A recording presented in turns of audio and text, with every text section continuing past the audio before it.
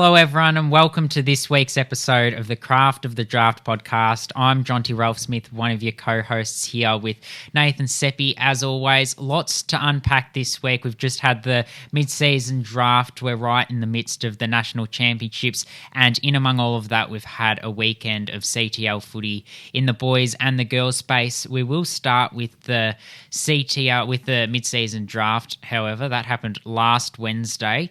And yeah, there were some CTL players who were picked up. I'm going to ask you a question though, firstly, before we do speak about those players who were picked up and some that were unlucky to get overlooked. I know you have strong views around what should happen to the 19-year-olds who were overlooked. So I'll let you voice those, and then I guess I'll start a debate and we'll have a little bit of a chat about it. But for the boys that have missed the draft and are CTL listed, your thoughts? My thoughts... kindly time to go. But I don't mean that in a bad way that these players aren't talented. At the end of the day, it's an under-18 competition.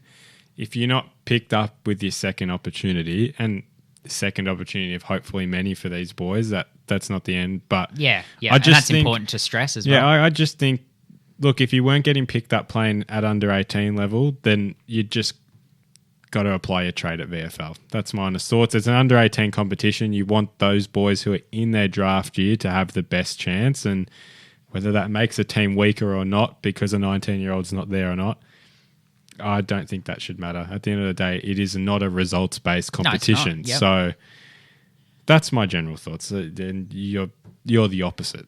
In essence. Yeah, I suppose I am. So I guess the question I would ask is someone like an Ilaro Smith. So we know Ilaro Smith got picked up, and congratulations to him. Collingwood pouncing on him, and yeah, he'll be a prospect for them to watch for many years, we hope. But he missed all of his 18s year with an injury. Why should he be disadvantaged by not getting the opportunity to have an opportunity that was essentially taken away from him for something out of his control last year?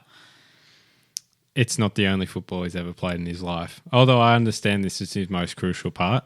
If he had played absolutely no football for the last 2 years, sure, you've got a case, but someone like Ilaro, you could definitely argue he should be playing VFL football for his size, that you want to see him against the bigger bodies. I know that's rucks develop a bit slower. Is he really going to... That was my next question. So for these players who are unlikely to actually get VFL minutes because of things like their size, they're not as developed yet, and that sort of thing, then they end up back at local, and then they can end up lost in the wash. And, it might take them a couple of years to work their way into a VFL lineup, even if they are on a VFL list. So do you want those players playing local for the rest of the year, which is something that could happen even if they are VFL listed? You look at someone like Ben Hopkins, who's been very good for Dandenong, hasn't been able to crack into the North Melbourne lineup. He'd be back playing for Langwarrin if he wasn't playing for Dandenong. Is that something you want to risk happening? Well, I think that's just the journey at the end of the day. Whether that's good or bad, I just think once you get to this point in your career, you just have to do what's the next best thing. And I just think you got to open up that space at under 18 level. And then my next point, and my final point, is probably, with due respect, the player who Ben Hopkins or Jordan Doherty, I'm looking at a Dandenong perspective for no particular reason, is taking at the moment. He's taking a spot of someone who is, if he's not in Dandenong's best 23 with Doherty, with Hopkins there, how draftable really is he at this point? He might be a bottom ager that you're bringing in, but you should always prioritise the top agers and the players in their draft year, and players who are eligible, whether that be as an 18-year-old and a 19-year-old. So if you're not getting games with those players in and you're the last man selected, how draftable are you really at this point in your journey? Whose spot are you really taking away? Are you really taking away someone that's really going to press his case straight away? Probably not, and that's where you probably get me on that. But the last argument before we probably need to move on is, well, you've still got bottom age boys that would probably love a crack already, get some games under their belt. But let's move forward. A lot to talk about. Yeah. Mid-season draft, did happen last week. Run through the 5 players who got picked up by an AFL club, which is terrific. Geordie Payne obviously went at number 1 and got picked up to North Melbourne. Will McLaughlin went to the Lions. Ilaro Smith went to the Pies.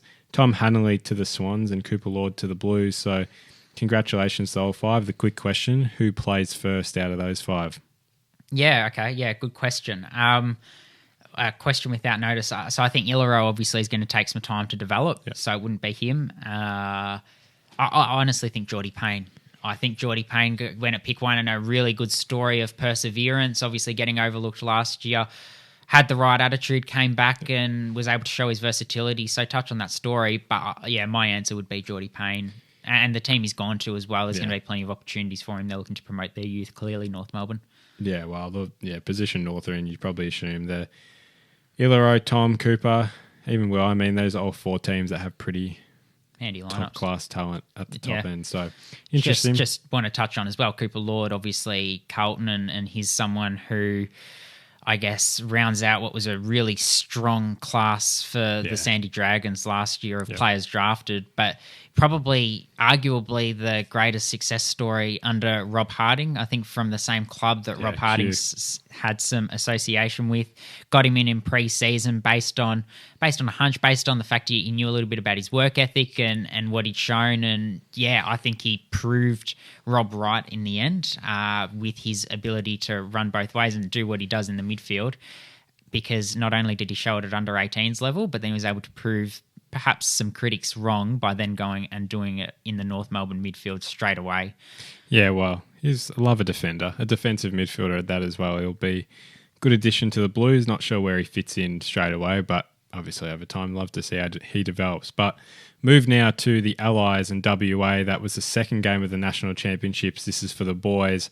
That took place on Sunday afternoon. Wasn't the prettiest of matches, and Sydney had a lot of rain on the Saturday, and the pitch held up pretty well at Blacktown on the Sunday, to be fair. It was positive. A bit slippery, but looked okay from what I saw. And the Allies got up 10-10-70 to WA 77-8-50 and Western Australia led by 5 points at 3/4 time. So it was a big fourth quarter effort from the Allies, and they get their first win of the champs. Yeah, which is really positive. You obviously watched this one again, and you've watched the Allies now for a couple of weeks. So they started their championships obviously a little bit earlier than the other teams. They're already halfway through their championships now, and Leo Lombard, from what you tell me, has backed up what he did in the first week. So, Gold Coast supporters are going to be licking their lips. What was it this week that took your eye? Yeah, well, it was nuts. And it was nuts. Well, I had Sam... You should put that on an Instagram.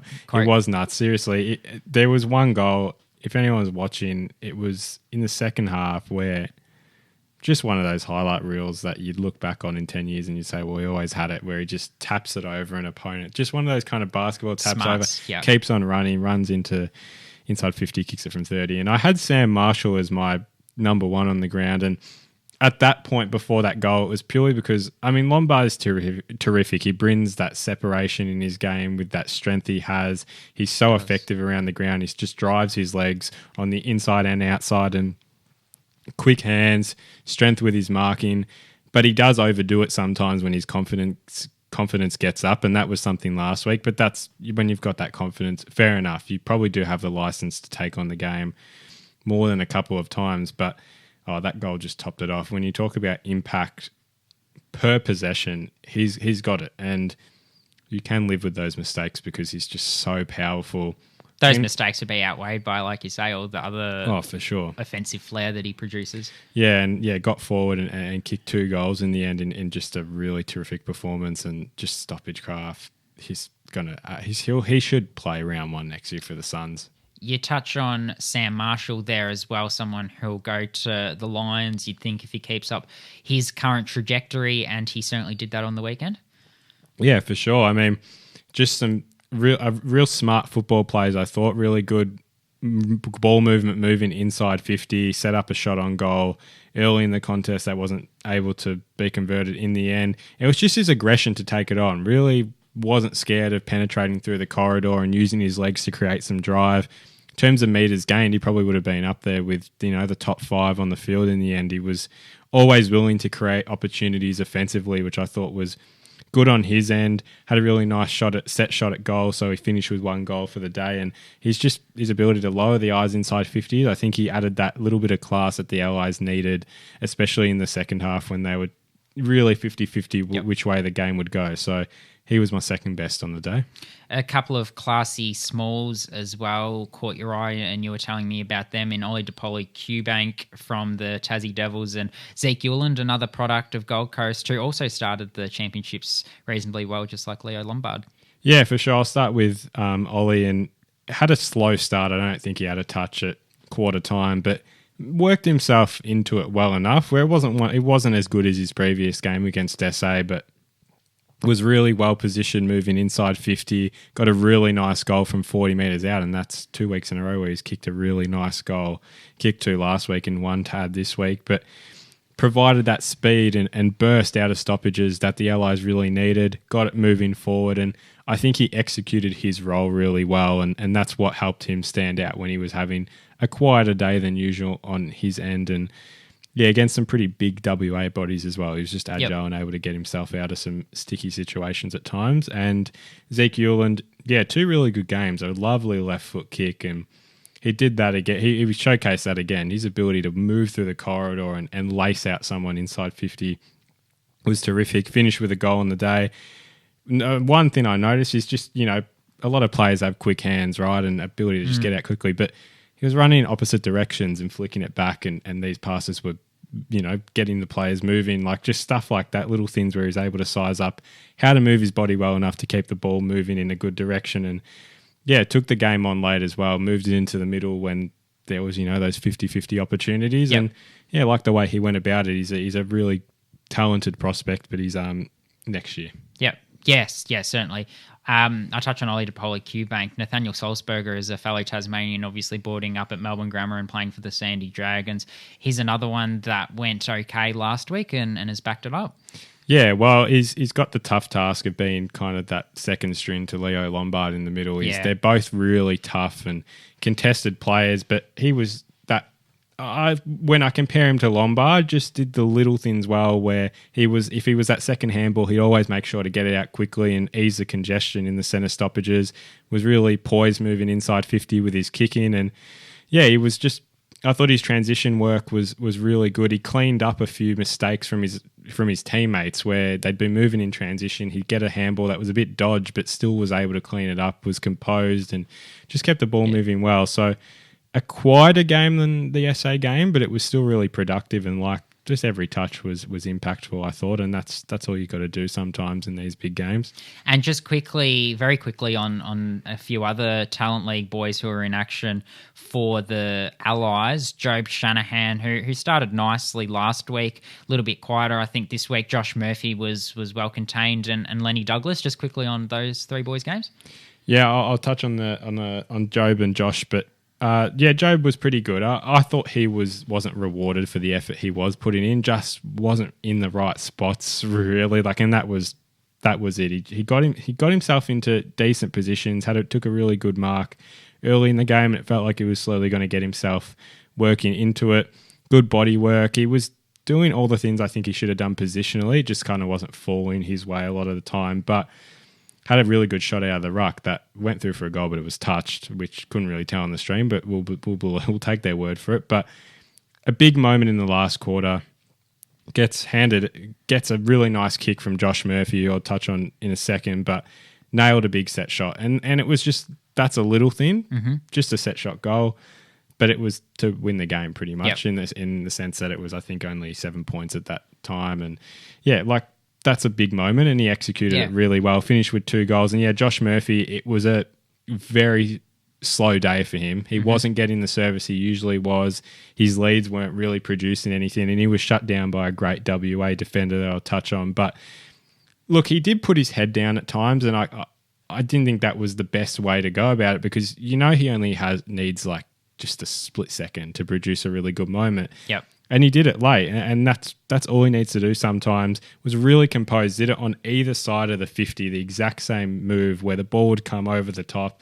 He'd work around his opponent, size up inside 50, look into the middle and find a teammate who both kicked goals in the end, and they were the winning goals. So whilst he was only able to kick one himself, I thought those little things just add that extra element that he's got that composure late in games that he doesn't need to hit the scoreboard. Yeah. You touched on Josh Murphy, obviously, he was shut down by Cody Curtin. A good segue into WA. A bottom major, the brother of Dan Curtin. We know how highly rated he was last year, and there's another one coming through the pipeline. Yeah, well, Cody was terrific. His vision out at D50 in transition was so poised and always found ways to get the ball moving. And it was quite a scrappy affair, in all honesty. There was not a lot of time during the game where it was clean ball movement. So that poise that he had was terrific. Yeah, he did keep Josh Murphy quiet for the most part, and it was the physicality he had. His hands were strong coming into D50, took some big marks, and yeah, really liked the way he went about it, and that was my first time watching him, so I don't have a lot to take from previous games, but yeah, you like the looks of a big defender like him, and if he's anything like his brother, yeah, it'll be a really handy prospect to watch for the rest of these champs and obviously into next year as well. If you like big defenders, stay tuned for the Coates League review, a couple that stepped up there. But we'll finish this off. Malachi Champion, one who there's going to be natural interest around, obviously an AFL Academy member and a really energetic small forward. How did he go? It was pretty good. I liked, he just always creates that natural burst and that energy inside 50 that you're always on the edge of your seats when he's around it. I think he kicked 2-2 in the end, and he probably should have had 4 goals straight, to be honest. The 2 points he missed were definitely kickable, and I would say they were crucial moments, some of his set shots where it could have got WA a bit further ahead, or there were just those were moments I'm sure he'd like back. But yeah, it was a typical, just created the energy inside 50. It was evasive. He's so low to the ground. He's hard to tackle, and he sees an opponent in front of him and he doesn't panic, but kicked 2 really nice goals in the end, and his composure on the outside as well I thought was really nice when he did move up the ground. So it was a decent start, but I think he's got like that 3 or 4 goal game in him, and he's one of those players you feel without him, WA lose by more. So that's the impact he does have. Yep, no, absolutely. Anyone else from a WA perspective, just quickly? I know you're pretty high on Luke Urquhart. Yeah, he was their best, I thought. Just really tough, clean by hands around the contest, and strong hands, kicked a really good goal from 50 metres out, was providing consistent run. And yeah, he was always wanted to have the ball in his hands. You felt that with his energy. He was always willing them on. Charlie Banfield, brother of Bailey Banfield from the Freo Dockers. I thought he was quite nice. Really smart ball user. Like, his kicks were really well executed. Shots at goal. He set up shots at goal through his kicking and movement through the middle of the ground. And Austin van der Struth, I thought, was really nice as well. Composed through the middle with his kicking when WA needed him. But yeah, there's not heaps of talent, I'll be honest, on the board with WA this year. It's definitely a smaller talent pool compared to recent years, but there's still players standing up, and interested to see who builds on a good champs. But Allies go 1-1, SA are 1-0. This weekend, Vic Metro and Allies and Vic Country SA. So very interested to see how they go, and check out our Instagram for my 5-4-3-2-1. Leo Lombard leads the tally with 10 votes, 2 perfect games. Hard to see him getting beaten, to be honest. It's hard to see who takes votes off him. But let's go to Talent League now. I'll let you kick off. We'll start with the boys. You pick the game. Who do you want to start off with? Well, we'll start with Bendigo and Gippy. Gippy getting the job done by 4 points at La Trobe University in Bundoora on Sunday. It was a very cold day, and the storyline to come out of this one was Noah Christie, a kid from Maffra in East Gippsland, stood up and kicked 4 goals. A top ager that a lot of people probably aren't all that aware of. He has kicked bags at times this season. I think he kicked 3-3 against Dandenong earlier in the season, which gave an insight into his class, but it was probably just a glimpse, whereas this was a more well-rounded day. He took big marks. He kicked goals from the boundary line. He was clean crumbing. He outstrengthed opponents. He was really good, and he's come from a long way back. So last year, he was a fringe player for Xavier College. He wasn't even necessarily a first-choice starter in their best 22, and that's in an APS competition. To now come and dominate a Talent League game the way he has was a real testament to the work he's put in over pre-season, and also some work at Maffra from all reports as well, which, seasoned against seasoned bodies in senior footy, no doubt that would have held him in good stead. I'll take you to the other end of the ground, and James Barrett, know you've loved the way he's gone about it, and I guess goal efficiency has been his issue. How did he perform this time? Yeah, so 3 straight this one, but as you know, it was his opponent that I was really big on this week. Jai Esler kept him to just the 3 shots on goal, and although he did contribute, the 3 goals, when you consider the fact he's averaging 6.5 shots per game, to keep him to just 3 shots, one of those from a 50-metre penalty, so very hard for Jai Esler to stop that, and one of those with 5 seconds to go in the game when the result's already sealed. So really, he was excellent on him, and it's his second match back from injury. Jai Esler, a hamstring injury, which kept him out of the first part of the season. He's come back as a 19-year-old, and as a key defender, he's showing a lot. His ability to match James Barrett for aggression, to keep him accountable as well, was really, really impressive. Worked him up the ground, and there were a few times where the ball did come into him one-on-one, and he was able to spoil him, and we know how good a contested mark James Barrett is, probably the best that Vic Country has got, so for Jai Esler to match him was really impressive. Just a couple of others I want to touch on from a Gippsland perspective before we move on to the Pioneers. Thought Jesse Craven in the midfield played a really important role. Max Stobie caught the eye with some clearances. Harry Canning, some really important efforts in defence as well. And Asher Eastham continues his solid form. Would love a breakout game from him at some point. From a Pies perspective, Connor Evans is one that has had a really nice start to the season and built a really nice resume of footy to start the season. He's really reliable. It's that accountability that stands out with him, and he's a great ball user. How'd he go? Yeah, his aerial stuff was what really stood out for me on the day. I think that's what always stands out to me.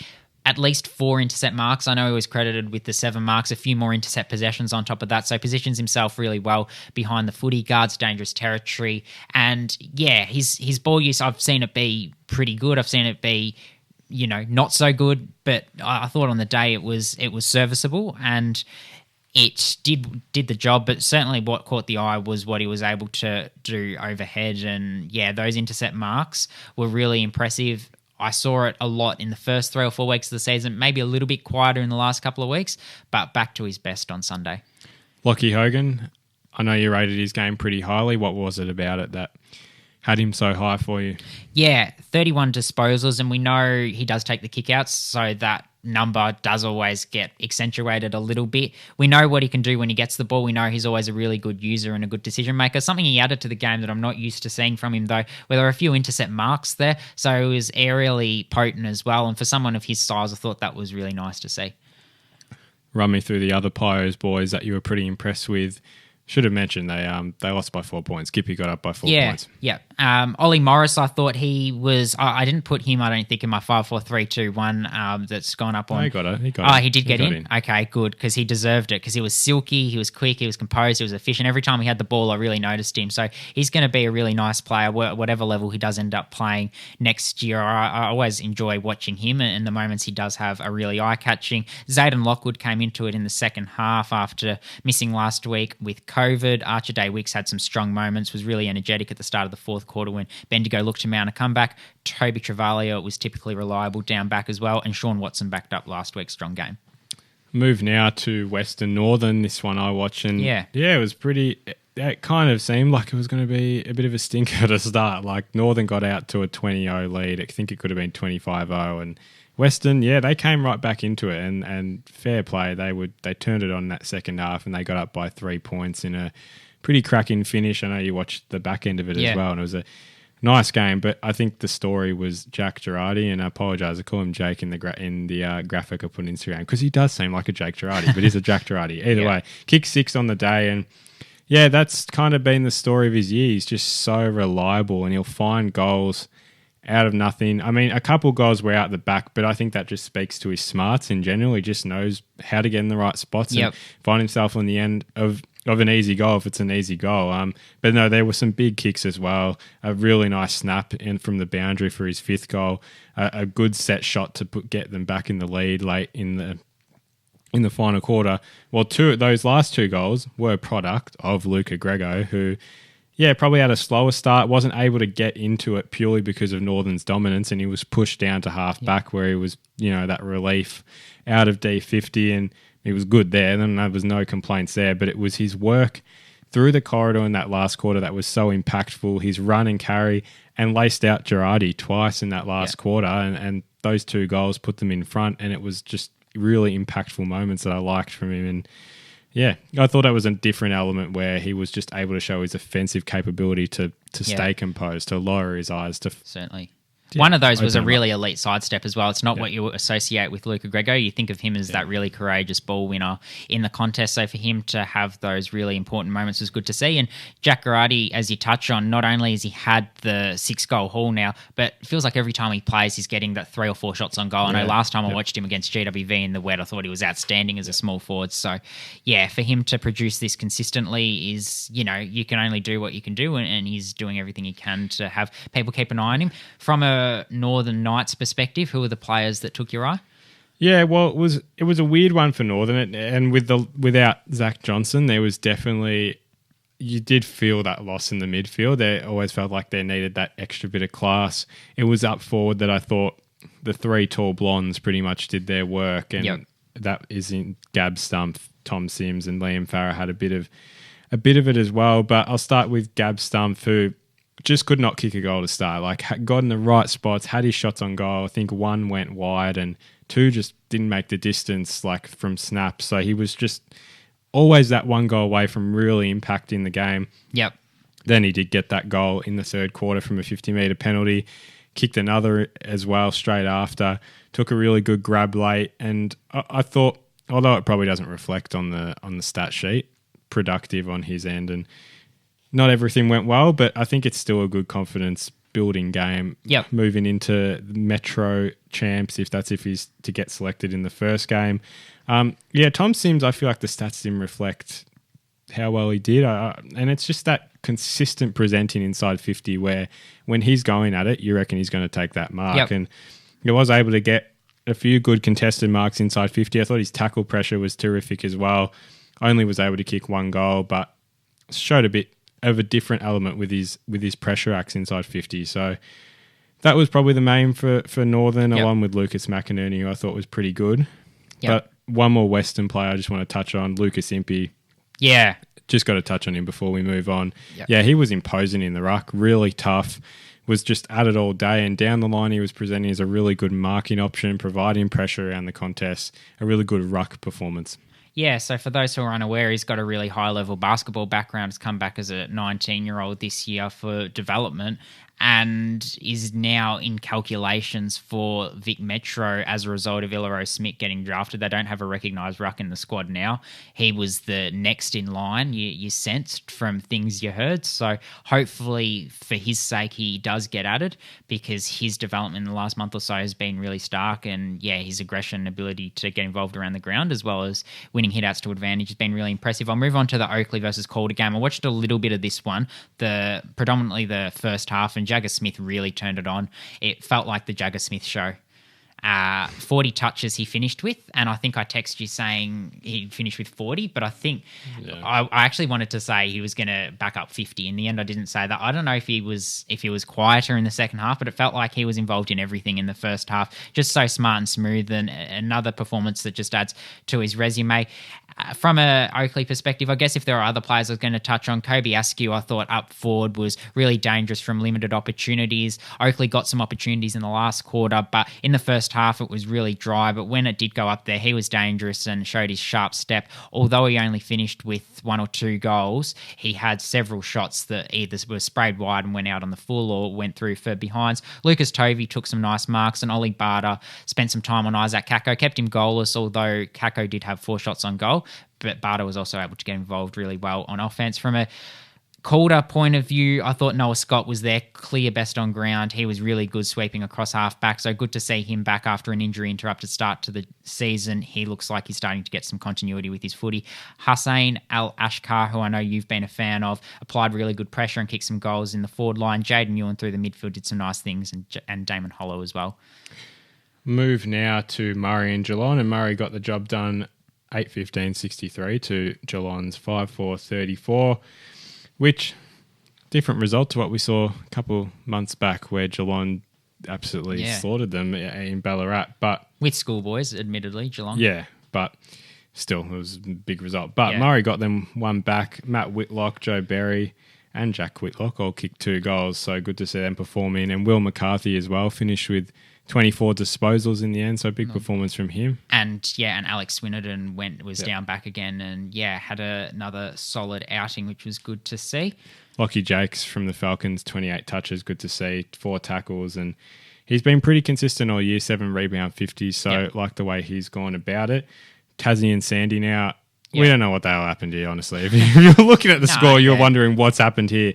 That 48 has won you a game. Yeah, not something you see every day of the week. And Sandy have scored 25 points. But Tassie won 48 to 25. I just watched just 15 minutes of this once you told me that was the scoreline. I was in my car at the car park somewhere. But I just watched 15 minutes of this and it was very windy. So that affected skills. Yes. And if you watch the Tassie's last shot on goal, you'll get a really good sense of how windy it was. They had a shot on goal from 35 out and it fell 10 metres short. So that's how windy it was. Yeah. So clearly very swirly and that affected skills. Jasper Hay and Ollie Dean, obviously really highly regarded rucks, got the opportunity to go against Brodie Finlay, who's a more physically developed player and had some nice moments from what I watched. And Jet Hayata finished with a nice stats line on the wing as well, used his speed well. So that's that game, but probably one that you put in the rearview mirror as quickly as you can if you're one of those two teams. Dandenong and GWV fought out a really good contest. Toby Cinema kicked the winning goals, a Devon Meadows local. A bottom major who played for Vic Country last year, a winger who's shown some really nice signs and one to certainly keep an eye on because he moves really silkily and he's got that ability to finish. We saw it obviously with his ability to kick the winning goal, but he's kicking efficiency and polish is generally one of his strengths and his running capacity as well. He's really accustomed to that wing role now. But their best on ground was Jordan Doherty, I thought. Cooper Hines possibly stiff, a victim of his own benchmark that he sets for himself. But Jordan Doherty just provided a target up the line all day and, was taking contested marks, was getting involved in general play. I know when we watched the Young Guns, we both sort of noted Jordan Doherty's ability to be really poised when the ball did hit the deck and really skillful for a big man. So for someone that's returned as a 19-year-old, he's developed really well and is someone that's really benefited from the extra year in the system. So, it's really good to see him producing and I thought he was the standout. Charlie Orchard down back was really competitive, had some big moments late when the GWV Rebels looked to even up the scores and Kane Hurst continues his strong form. From a GWV perspective, Jonty Fall returns. That's a storyline of this one. 5 goals. He kicked the first goal of the day, kicked some goals in the second half, which were really crucial, kicked some goals from set shots, kicked one from the boundary line, which was spectacular, and used his size really well. I think it was a real reminder to people selecting the first Vic Country team that he should well and truly be in it because his ability to take contested marks and physically impose himself on a contest is, I don't want to say second to none because James Barrett exists, but second to very few. He's got best hands in the contest in the competition. Very, very arguably. And Charlie McKinnon, got to give a shout out to him. If Jonty Fall and Charlie McKinnon, you could basically raffle who you give best on ground to. Charlie McKinnon finished with 3 goals from his 9 shots, probably a little bit disappointing. But his ability to win one-on-ones at 189 centimetres as a bottom major, really impressive. Archie Caldo won plenty of it in the midfield. Mitch Lloyd strong down back, and Ollie Hannaford and Jack O continued their strong form. Ladder, and then we're just going to tip the one game this weekend. But Tassie now lead the competition with 24 points. Geelong, Murray, Calder, Gippy, Easton on 20. Sandy, Western, Northern, Bendigo on 16. Dandy on 14. Rebels and Oakley with the 1 win. So Calder now lead the Metro Conference. Tassie now lead the Country Conference. Sandy and Oakley is this Friday night at RSCA. Will both be down at this. So this is a annual Kin's birthday eve game that they like to play at Moorabbin. Who have you got?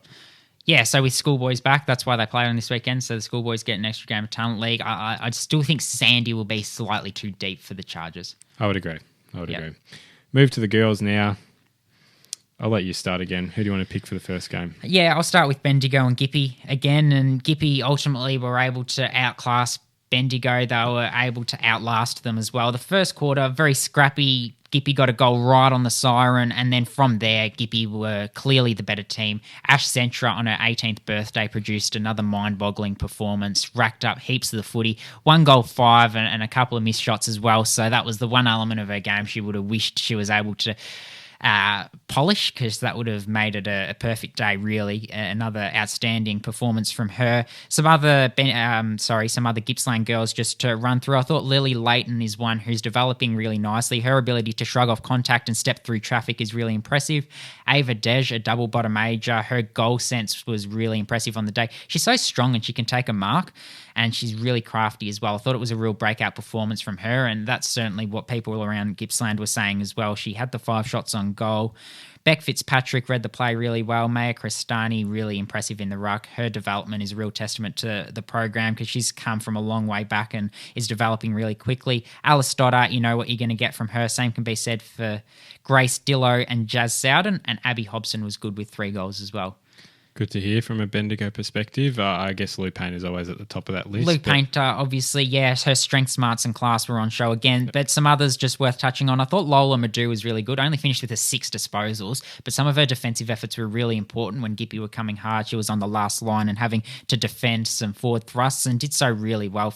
Finished with some really important marks where you sort of sensed if it got to ground level, she was outnumbered. There was probably going to be a goal scored, and it's the second week in a row I've watched Bendigo, and again, she was quite strong, so I really do want to give her a good shout out. I like what she produces. Lexi Gregor kicked both of their goals, and her marking was really good as well. Liv Lacey and Jamaica Douglas also had some moments.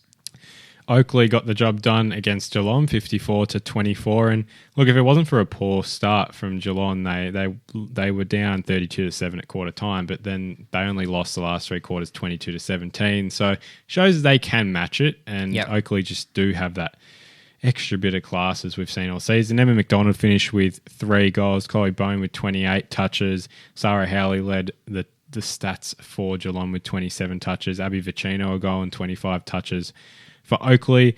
One that I wish we got to watch, but there's so much footy at the moment. But yeah, good to see Geelong. They're competitive. Yeah, punching above their weight. Yeah, very good to see that. I'll move One that wasn't good to see was Murray's girls going down to the Northern Territory Academy, because I thought they showed a lot of promise, Murray, against Calder, and I thought they were really due for that breakout win. It was that nearly performance against Calder. Just couldn't quite do it for 4 quarters. But unfortunately, NT won 3-2-20 to 0-6-6. So really demoralising performance, unfortunately, for Murray, and your hearts go out to them. You'd love to see them get on the board for the amount of effort they put in, but some of the girls were producing really well, like Sophia Green, obviously an under-16s All-Australian. We talked about her class last week, and go to our video and a post on our channel about some of these girls, because they do have a lot of class and skill. Unfortunately, just weren't able to show it on the day. Holly Egan, Constance Dodd, Rose Bell, a few others as well, Magella Day. Look, there's no guarantee they won't win a game for the rest of the year. No, and I didn't say that. But that's a good opportunity, probably missed. But you never know. I mean, they got one against Bendigo that we didn't predict, so there could be another opportunity. Hopefully there is for Murray. Tassie got up 44-13 against Sandy, and they kept Sandy scoreless up until 3-quarter time, which is quite impressive. Yeah. And they continue to hold down the fortress in Tasmania. Harriet Binley, 2 goals and 19 touches. Lucy Thompson finished with 19 disposals, a goal and a big 15 tackles. 15 tackles is ridiculous. She's so powerful, yeah. Really shows her class in the pressure act department. Ava Reid finished with 2 goals as well. And if you're going to talk about tackles in the pressure act department, then we have to talk about Nikita Harris from the Dandenong Stingrays. They got up against the GWV Rebels. A really scrappy start to this one. It was 10 or 11 minutes into the second quarter before the first goal was even kicked. So, yeah, really scrappy, but Dandenong were eventually able to outclass GWV. Nikita Harris finished with 22 tackles. And I think that speaks to how stoppage heavy this game was, but also how much of a tackling machine she is. So she's an aerobic beast and is also really willing to get her hands dirty. She's shown that this season, but obviously that went up a level on the weekend. Ruby Gertz was good off half-back from what I watched. I watched a little bit of this game. Nalu Brothwell up forward, leading up at the ball carrier, was quite strong as well. From a GWV perspective, it was Jovi Skews-Clinton who was really prominent, an under-16s Vic Country member, and every time I've watched GWV, she's really taken my eye as someone who's just got a little bit more class and efficiency, and she did it again on the weekend. Claire Marnie's marking is something that always takes your eye, and the same can be said for Gemma Reynolds' cleanliness. Nikita Harris, looking at it now, she's second in the competition for tackles on average, but she leads the competition in total tackles for the season.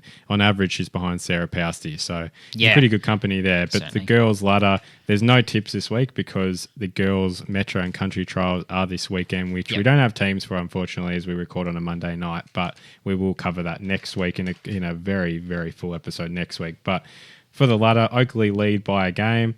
Gippy move into second, which is terrific to see after... And a testament to the growth of the program. Eastern, Tassie, Dandy all joined Gippy on 20 points. Northern John 16, Sandy Bendigo 12, Rebels 8, Western Calder with a win, and Murray, unfortunately, still looking for their first win. Oakley lead Metro and Gippy now lead Country. We're going to do something a little bit different now, and we're going to build our prototype player. So a little segment that we're going to do here where we're going to go through defenders and 9 aspects that make, I guess, your perfect defender. Now, this is combining, some small defender skills with some tall defender skills. So theoretically, it's probably not possible to have all of this in your game. But for a bit of fun, all the defenders in the Talent League to pick from, you have to pick one for each of the categories that we read out. We've each done this independently of each other. We've got no idea who each other's picked. So we've done it for 9 categories for defenders, 9 categories for midfielders, and 9 categories for forwards. We'll start with defenders, if you like. Sure. And we'll start with one-on-one. So who in the competition do you want in a one-on-one contest in defence? I've gone with Kane Hurst from the Dandenong Stingrays. I've loved what I've seen from him. He rarely loses a one-on-one, pound for pound, very hard to beat. Adrian Cole is mine as a one-on-one. Taking away the last game I watched of him, where it probably didn't show as much, but he's reliable. You'll at least bring the ball to ground at the very least if you're not taking a mark. So, he's my one-on-one. Need to be able to set up the game if you're going to be a defender these days, particularly a halfback. So kicking's really important. Who from the defence in the CTO is your kicker? Defence is questionable here, but Lockie Hogan, assuming he plays on the halfback. That's a very fair answer. So that's, okay. There's some plays that you could justify that. Well, I think only 2 to be honest, but Lockie Hogan. No, I think that's fair. I've gone Tom Wenzel, very effective for Oakley, and that's his point of difference that got him into the program and got him a trial for Vic Metro. Yep. Run and carry. Toby Travalia. Yep. Same. I think that was pretty easy. I actually completely forgot about him. It was at the last second. I was like, why is he not there? So, yes, he gets him. Certainly, that's what he's known for. That's his bread and butter. Intercepting. Luke Traynor. Same. Yep. I think that was an easy one. Athleticism. I've got Lockie Jakes. Okay. Because I don't think he's... I can understand that. He doesn't show it... not that he doesn't show it enough. I just don't think the opportunity is there enough for him to show how athletically capable he is. Like, we saw it when we went out to film with these Falcons boys. He can jump. He can jump. He can jump. Someone a little bit taller and a little bit of a different build, but certainly the athleticism really important in the way he plays his footy is Lockie MacArthur with his agility and ability to step. I've gone with strength. Had a hard time with mine. I've got Matt Whitlock. Whenever he's been playing up forward recently, but let's assume he plays his natural position. He's tough. He's built. He's got a pretty good built body for his age and tough to beat. He's certainly developed across preseason, didn't he? He was quite skinny last year. I've gone Ollie Hannaford from the GWV Rebels. Composure. Harry O'Farrell. I think when the ball goes to ground, there's no better player to have the ball in the hands with. Just assesses it really well and. He's calm. Yeah, not a bad answer. I've gone with Luke Traynor. We have said we can double up. I don't have a double up. That was my goal, so I don't have a double up. This is my only double up. Okay. So Luke Traynor, I think what I saw in the academy game, very hard to argue for me. Reading the play, which defender reads the play the best? Xavier Lindsay, but that's halfback Xavier Lindsay from the under-17 grand final game. Absolutely fair. I've gone with Mitch Lloyd. I think he reads the cues of the kicker really well, positions himself in the dangerous territory. And last one, from a defensive point of view, who's the best when it comes to toughness? I've got Zayden Lockwood as my answer. I've quite grown to the way he plays and that's a really good answer, Just a bit of edge about him that he'll just take on whatever comes at him. Very skinny, but that doesn't daunt him. He's happy to go against the bigger body. So I like that answer. I've gone with Luke Quainer. He body spoils and is really willing to put his body on the line. So that's from a defensive point of view. Now we'll move to the midfield. Who in the midfield is the best kick in this pool, do you think? I've got Zach Johnson. I couldn't. I have to have him in there. He's just neat. I feel like his general movement is just neat, and from a defensive standpoint, they want to get things right, and he gets things right. I've gone with Jagger Smith, and I think what I saw on the weekend reinforced that decision-making in the midfield. This is the one I found the hardest because midfielders are never generally the best decision makers because they're so focused on just getting it out and moving it, and they're typically the ones to make the most mistakes out of anyone on the field. But I think decision making in my head is who seizes the moments the best in crucial parts of the game. I've got Levi Ashcroft. I've gone Levi Ashcroft as well. Yeah. I've gone Levi Ashcroft. I think his ability to understand where teammates are. I mean, I'm not going to compare him to Nick Dacos, but you saw it on Friday night. Nick Dacos' ability to release teammates against the Western Bulldogs was really good. And I feel like he has that same understanding of the game and could grow into a similar type of play. That's a really weird comparison, and they're very different players. But yeah, the smarts and decision making there. Strength in the midfield. There can surely only be one answer here, can't there? No, because I know what this... Well, Josh Smiley. Yeah. Okay, I thought it was the other player that could fall into this category, but I got him later on. Yeah, Josh Smiley. Were you thinking Sam Lawler, were you? No. Okay. But I got to move to tackling, and I had Cody Anderson. I had Cody Anderson which was as my best that's tackler. why I thought you could have said strength there. But he's my tackler. Strength and power, Josh Smiley. Tackling is another category. I'd say, Cody Anderson. I know some Dandenong Stingrays boys would think I should say Harry Doughton, and he is a very good tackler as well, but Cody Anderson's a class above. Goal scoring from a midfield point of view. Christian Moraes. Yep, that's the same as me. I think that's his point of difference. Cleanliness in the midfield. Cleanliness. I don't have cleanliness on my list. Don't have cleanliness? No, you can give your answer though. Sam Lawler. Yeah, back that. Probably be a pretty similar answer, I would have thought. Speed. Damon Hollow. Yeah, that's a really good answer. Yeah, it wasn't out there. I was like, you know what? He's just God. He didn't even cross my mind. I think if he did, definitely, because his acceleration over the first 3 or 4 steps is outstanding. Saw it on the weekend against Oakley. But I've gone with Zach Johnson. If you're talking lateral movement, I think his ability to get inside and outside to space is really good. And Finn O'Sullivan, I think that is something that can fly under the radar. And he is probably flying under the radar at the moment as a result of his injury. So I want to give him a shout out. Yep. Smarts. I have Taj Hodden. Yeah. Because execution probably lets him down. It has let him down at times, but he always finds just some way to make the footy move in terrific ways, which is why I'd have his smarts up there, even though the execution can let him down at times. I've gone Jagger. I forgot that I had another double up, but there you go, another double up. Yes. And I think that's pretty hard to argue with. And endurance. Finn O'Sullivan. Yeah. That's okay. I've gone a teammate of his, Pat Reshko, which... Yeah, I think both are very apt answers there. And we'll move to forwards. Contested marking. Job Shanahan. You've gone Job Shanahan over James Barrett. Wow. I don't think of Job Shanahan as a contested marker. I think of him more as you can rely on him still. Overhead marker, which is slightly different. But whereas James Barrett is your pack-crushing, big-bodied, aggressive, I haven't watched as much James Barrett as you have, to be honest. That's why I have him, but I'll tell you anyways. I'm interested where you do have him. Scoreboard impact.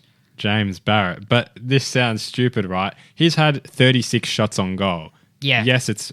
best in the competition by a fair margin, you'd suggest. And you say 36 shots on goal. He's kicked some out in the full as well. So you have more than that if you've just added up goals. So in and behinds. technicality, he does have scoreboard impact. I've gone... In the right way, he still needs to improve on, but he has scoreboard impact. He's always on it. I've gone Lenny Douglas because, for Tassie... and he's efficient as well. Yeah, for Tassie, he certainly makes the most of his opportunities and, explosive, and you always know he's going to kick a couple of goals. Endurance.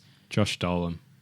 Yeah, he can get high up the ground. That's a fair answer. I've gone Jack Ryan as that high half forward who can get high. So I think we've gone similar types of players there. Crumming.